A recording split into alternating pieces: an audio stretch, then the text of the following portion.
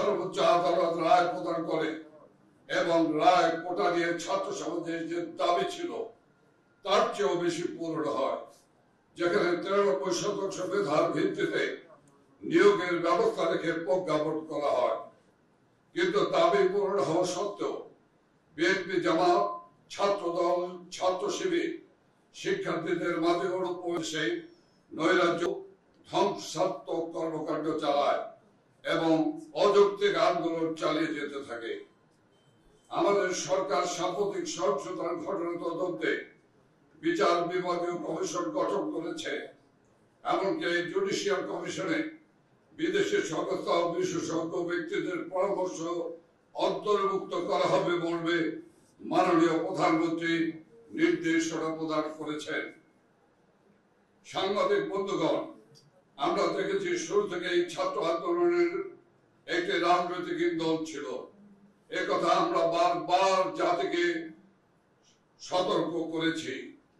BNP, জামাত, ছাত্রদল, ছাত্র শিবির, উগ্রবাদ সহ বিভিন্ন রাজনৈতিক দল ছাত্রদের কোটা সংস্কার আন্দোলনকে সরকার বিরোধী আন্দোলনে পরিণত করতে সক্রিয় ছিল এবং তাদের সশস্ত্র ক্যাডার বাহিনী অনুপ্রবেশ করে শিক্ষার্থীদের কাঁধে ভর করে সরকার পতনের ষড়যন্ত্রে তৎপর ছিল।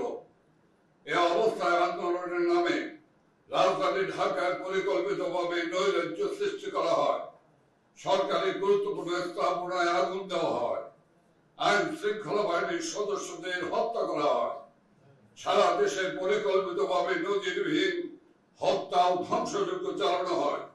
এতে অনেক মানুষ প্রাণ হারিয়েছে। প্রতিটি হত্যাকাণ্ড অত্যন্ত বেদনাদায়ক ও মর্মান্তিক। এ সকল হত্যাকাণ্ড ও ধ্বংসযজ্ঞ সম্পন্ন হয়েছে যখন সর্বোচ্চ আদালতে বিষয়টি মীমাংসা হচ্ছে। আমরা দেখেছি ঢাকা শহরে লাশ ফেলে আন্দোলনকে বেগবান করার জন্য দেশের বিভিন্ন জায়গা থেকে বিএনপি, জামাতের সশস্ত্র ক্যাডারদের ঢাকায় জড়ো করা হয়েছিল। এইসব অস্ত্রধারীদের ছবি ও পরিচয় বিভিন্ন গণমাধ্যমে প্রকাশিত হয়েছে। আইন শৃঙ্খলা বাহিনী ও বাংলাদেশ আওয়ামী লীগের নেতাকর্মীরা শত উস্কানির মুখেও সব সময় ধৈর্য সংযমের পরিচয় দিয়েছে। আমরা বারবার সংঘাত সংঘর্ষ এড়াতে চেয়েছি এবং সকল প্রকার রাজনৈতিক কর্মসূচি শান্তিপূর্ণভাবে পালন করেছি। এমনকি গত কয়েকদিনের সময়সূচি আমরা পরিবর্তন করেছি, আপনারা জানেন।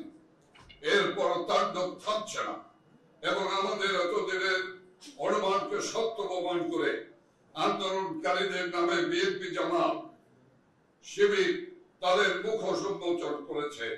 তারা গতকাল সরকার পদত্যাগের তথাকথিত এক দফা ঘোষণা করেছে।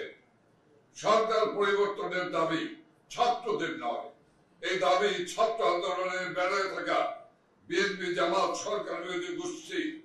মূলত এই বিএনপি, জামাত সরকার পদত্যাগের আন্দোলনের নামে দেশে হত্যা ও ধ্বংসযজ্ঞ চালাতে চায় এবং বাংলাদেশকে একটি গৃহযুদ্ধের দিকে ঠেলে দিতে চায়। আমরা বাংলাদেশ আওয়ামী লীগের পক্ষ থেকে দেশবাসীকে সঙ্গে দিয়ে বিএনপি, জামাতের সন্ত্রাসী গোষ্ঠীকে মোকাবেলা করব। সৃষ্টিকারীদের আস্ফালন আমরা সহ্য করব না।